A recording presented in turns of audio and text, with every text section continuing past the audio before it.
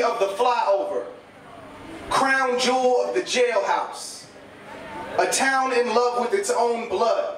I'm one of the co-directors of Crescendo Literary. Crescendo Literary is one of the partner organizations that makes this thing happen.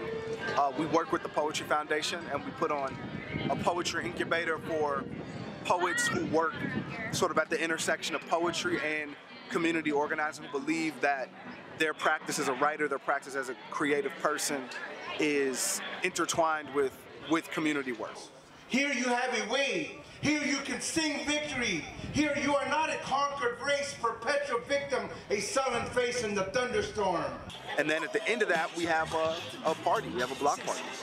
They ain't ready for me. I'm a dangerous man with some money in my pocket. Keep up. So many pretty girls around me and they're waking up the rocket. Keep up. Why you mad? Fix your face. Ain't my fault they all be jocking. Keep up. Players only. Come on. Put your pinky razor to There's this quotation that's very important to me. It's something Audre Lorde said. She said, poetry is not a luxury. And to me, what that means is poetry is something human beings have been doing forever and ever and ever. It's a chance for self-expression that belongs to all people, no matter where you come from or who you are. What are you? ¿Qué eres? ¿Por qué no eres blanca como debes? Traveling with my mother, we passed off the question answer at the borders like a baton. Based on how fast we can undo the knots in our tongues, it does not matter the shade of passports we carry.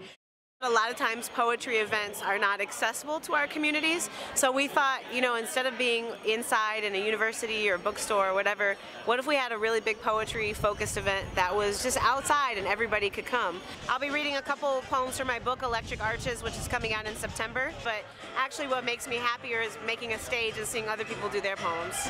Give it up for the unofficial poet laureate of pre-gentrified Logan Square, Dr. Louise Ewing. Pour some out for pre-gentrified Logan Square. I come from the Fire City. I come from the Fire City. Fire came and licked up our houses, lapped them up like they were nothing, drank them like the last dribbling water from a concrete fountain. The spigot is too hot to touch with your lips. Be careful. Fire kissed us and laughed. And even now, the rust climbs the walls. Red